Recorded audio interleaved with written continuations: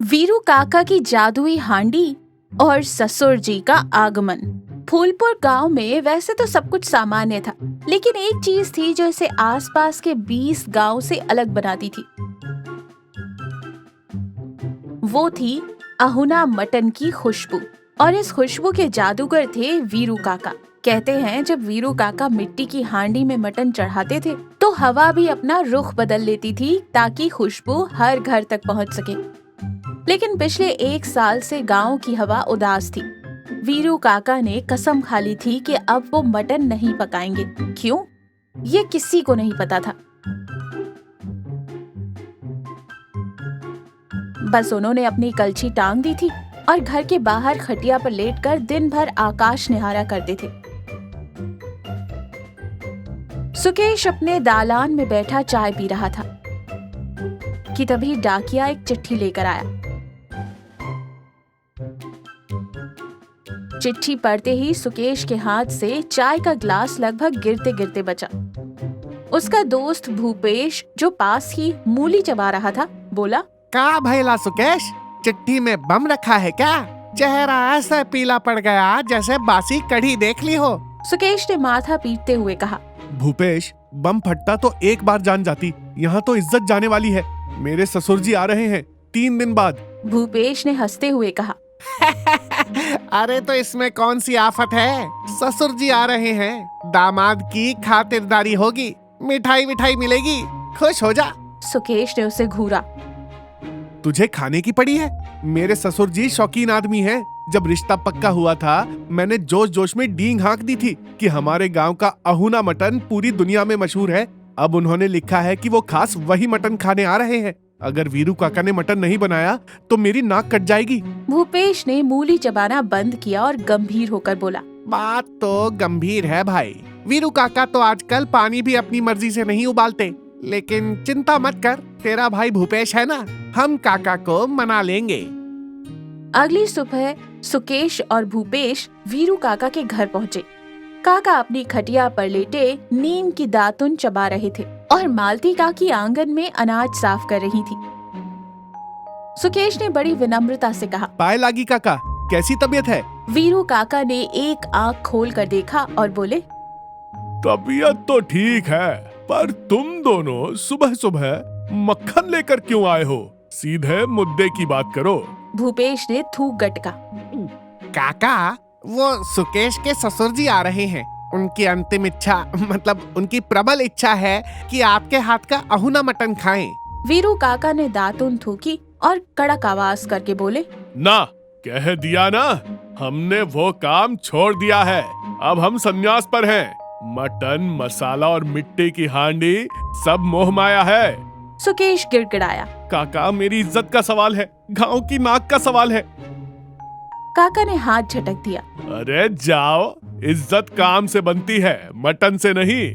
पिछले साल मुखिया जी के बेटे की शादी में बनाया था, किसी ने स्वाद की तारीफ नहीं की। बस सब जल्दी लाओ चिल्ला रहे थे। अहुना मटन सब्र का खेल है और आजकल के लोगों में सब्र है ही नहीं, बस ठूंसे जा रहे हैं। मेरा मटन बहरों के लिए संगीत जैसा हो गया है, किसी को कदर ही नहीं। इसलिए हमने कसम खाई है, अब कलछी नहीं उठाएंगे। सुकेश और भूपेश मुंह लटकाकर बाहर आ गए।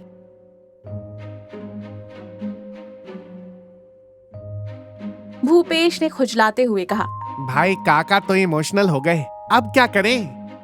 सुकेश ने दांत भींचते हुए कहा, काका नहीं बनाएंगे तो क्या हुआ? विधि तो पता ही है। मिट्टी की हांडी, सरसों का तेल, खड़ा लहसुन और प्याज हम खुद बनाएंगे। भूपेश ने डरते हुए कहा, सुकेश, देख ले, काका का हाथ शेर का पंजा है और हमारा हाथ बिल्ली का पंजा भी नहीं है। ससुर जी के आने में 1 दिन बाकी था। सुकेश ने ठान लिया था कि वो खुद बनाएगा। उसने बाजार से सबसे महंगी मिट्टी की हांडी खरीदी, एकदम ताजा मटन लाया और असली सरसों का तेल।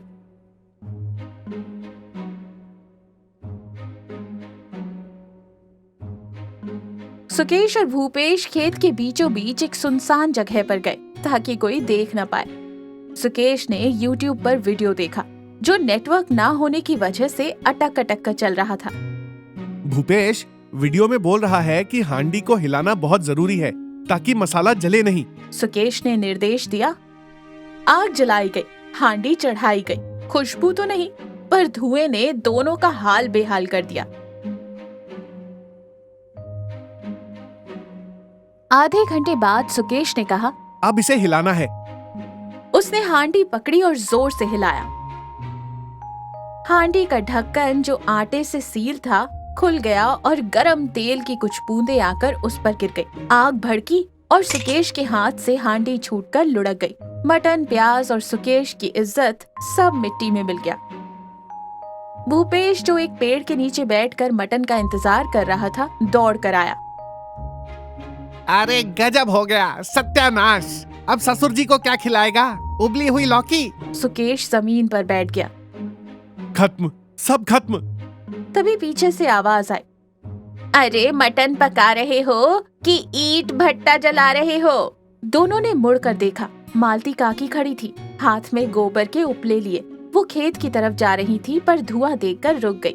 मालती काकी ने बिखरा हुआ मटन देखा और हंस पड़ी। अरे पगलो, अहुना मटन ताकत से नहीं नजाकत से बनता है। तुम तो ऐसे हिला रहे थे जैसे दही बिलो रहे हो।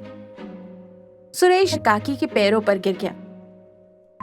काकी, आप ही बचा सकती हैं। काका मान नहीं रहे और मुझसे बन नहीं रहा। कल ससुर जी आ जाएंगे। मालती काकी ने सुकेश के सिर पर हाथ रखा और कहा, उठो, तुम्हारे काका जिद्दी हैं, पत्थर नहीं। उन्हें बस ये लगता है कि लोग अब एक दूसरे के साथ बैठकर प्रेम से नहीं खाते। तुम एक काम करो। काकी ने सुकेश के कान में कुछ फुसफुसाया। सुकेश का चेहरा खिल उठा। ससुर जी यानी दीनानाथ जी आ चुके थे। भारी भरकम मूछें और कड़क आवाज। दोपहर का समय था। सुकेश ने अपने घर के बड़े आंगन में दरी बिछाई थी, लेकिन वहाँ सिर्फ ससुर जी ही नहीं थे। सुकेश ने भूपेश को, गांव के पोस्ट मास्टर को और 2-4 बुजुर्गों को भी न्योता दिया था। वीरू काका अपने घर के बाहर बैठे थे, तभी भूपेश दौड़ता हुआ आया। काका, अनर्थ हो गया। सुकेश ने अपने ससुर जी को कह दिया कि वो खुद मटन बना रहा है और उसने कढ़ाई में पानी और हल्दी डाल दी है। वो हल्दी वाला उबला मटन खिलाने वाला है। ससुर जी बहुत गुस्से वाले हैं। अगर वो कच्चा पक्का खाएंगे तो सुकेश की चमड़ी उधेड़ देंगे। वीरू काका चौंके। क्या? हल्दी वाला पानी अहुना मटन के नाम पर? भूपेश ने नाटक करते हुए कहा। हाँ काका, और सुकेश कह रहा था कि वीरू काका ने सिखाया नहीं तो जो बना वही सही। अब तो आपके नाम की भी मिट्टी पलीद होगी। वीरू काका का बावर्ची वाला अभिमान जाग गया। अरे हट, मेरे नाम पर कलंक लगाएगा? कहाँ है वो नालायक? काका अपनी लाठी टेकते हुए सुकेश के घर पहुँचे। वहाँ देखा तो सच में सुकेश एक बड़ी सी हांडी में सिर्फ पानी और बड़ी बड़ी प्याज काट कर डाल रहा था। ससुर जी और बाकी मेहमान बात करने में मशगूल थे। वीरू काका सीधे चूल्हे के पास गए, सुकेश को कोहनी मारी और धीरे से बोले, हट जा, ये क्या कांजी बना रहा है? मटन है कि मरीज का काढ़ा? सुकेश ने मन ही मन मालती काकी को धन्यवाद किया। ये उन्हीं का प्लान था कि काका को उनकी कला के अपमान का डर दिखाओ। सुकेश ने भोलेपन से कहा, काका आप तो माने नहीं, तो मैंने सोचा जैसे तैसे बना लूं। वीरू काका ने अपनी धोती की खोंस ठीक की। उनकी आंखों में वही पुरानी चमक आ गई। चुपचाप बैठ और सुन। भूपेश, जा मेरे घर से वो पुरानी काली वाली हंडी और मेरे मसालों का डब्बा लेकर आ। आज इस गांव को पता चलेगा कि असली चंपारण अहुना क्या होता है। अगले 2 घंटे तक सुकेश के आंगन में एक अलग ही नजारा था। वीरू काका ने कमान संभाल ली थी। उन्होंने मटन को धोया, उसमें दही, सरसों का तेल, कच्चा नहीं पका हुआ, खड़े लहसुन की पूरी गांठें जो अहुना की जान होती है, लाल मिर्च और अपने जादुई मसाले मिलाए।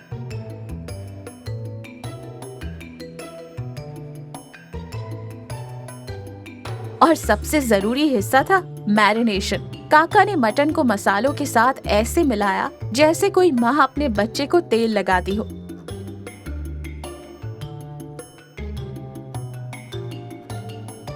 फिर उसे हांडी में भर दिया और हांडी के मुंह को आटे की लोई से सील कर दिया।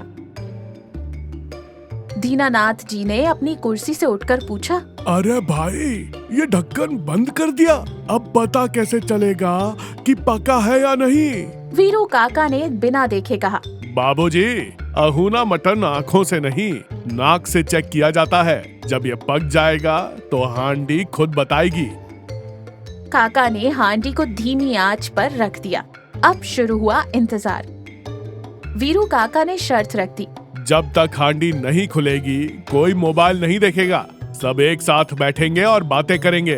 अगर किसी ने जल्दबाजी की तो मैं हांडी फोड़ दूंगा। शुरुआत में सब हिचकिचा, लेकिन धीरे धीरे बातें शुरू हुई।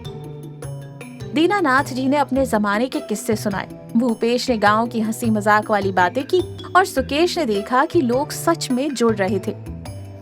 वीरू काका बीच बीच में हांडी को कपड़े से पकड़कर जोर जोर से हिलाते ताकि मटन नीचे लगे नहीं और हर टुकड़ा बराबर पके। 1.5 घंटे बाद हांडी के आटे में से एक बारीक सी दरार बनी और वहाँ से जो भाप निकली उसने पूरे आंगन को अपने वश में कर लिया। वो खुशबू मसालों की तीखी महक और गोश्त के पकने की सौंधी गंध का मिश्रण थी। दीनानाथ जी की मूंछें फड़कने लगी, भूपेश के मुंह से लार टपकने लगी। वीरू काका ने अंगीठी से हांडी उतारी। तैयार है। सब जमीन पर पत्तलों के सामने बैठ गए। वीरू काका ने आटे की सील तोड़ी, एक सफेद धुएं का गुबार उठा और उसके साथ जो महक आई उसने सबके होश उड़ा दिए। मटन का रंग गहरा भूरा हो चुका था, तेल ऊपर तैर रहा था और लहसुन की कलियां मक्खन की तरह घुल चुकी थी। काका ने खुद सबके पत्तल परोसे। दीनानाथ जी ने पहला कौर तोड़ा। मांस इतना गला हुआ था कि हाथ लगाते ही हड्डी से अलग हो गया। उन्होंने मुंह में डाला और आंखें बंद कर ली। 2 मिनट तक सन्नाटा रहा। फिर दीनानाथ जी ने आंखें खोली और बोले, वीरू भाई, मैंने जिंदगी में बहुत कुछ खाया है, लेकिन ये खाना नहीं है, ये तपस्या है। भूपेश तो बस खाए जा रहा था, उसे बोलने तक की सुध नहीं थी। सुकेश ने काका की तरफ देखा। काका मुस्कुरा रहे थे। वो अपनी तारीफ सुनकर खुश नहीं थे, बल्कि ये देखकर खुश थे कि सब लोग एक साथ बिना किसी भेदभाव और बिना किसी फोन के खाने का आनंद ले रहे थे। वीरू काका ने सुकेश के कंधे पर हाथ रखा और सबके सामने बोले, देखो, मटन तो कोई भी पका सकता है, लेकिन स्वाद तब आता है जब खाने वाले और पकाने वाले के बीच प्रेम हो। इस लड़के ने हांडी फोड़ दी, मटन जला दिया, लेकिन हार नहीं मानी, क्योंकि इसे अपनी इज्जत से ज्यादा अपने परिवार की खुशी प्यारी थी। बस इसी भावना ने मुझे मजबूर कर दिया। दीनानाथ जी ने हंसते हुए कहा, तो दामाद जी, पास हो गए तुम। अगली बार आऊंगा तो मटन नहीं, बस इस काका से मिलने आऊंगा। सुकेश ने चैन की सांस ली। उसकी इज्जत बच गई थी। उस रात सुकेश और भूपेश बर्तन साफ कर रहे थे, क्योंकि मालती काकी ने कहा था कि दावत के बाद बर्तन लड़के ही धोएंगे। भूपेश ने पेट पर हाथ फेरते हुए कहा, सुकेश, मटन तो जबरदस्त था, लेकिन एक बात समझ नहीं आई। काका ने जादुई मसाला कौन सा डाला था? मैंने डिब्बे में देखा, वो तो साधारण जीरा धनिया था। सुकेश ने मुस्कुराते हुए कहा, भूपेश, जादुई मसाला डिब्बे में नहीं था, वो काका के सब्र में था। और हाँ, उस डर में था कि कहीं हम उन्हें हल्दी वाला पानी ना पिला दें। दोनों दोस्त ठहाका मारकर हंस पड़े।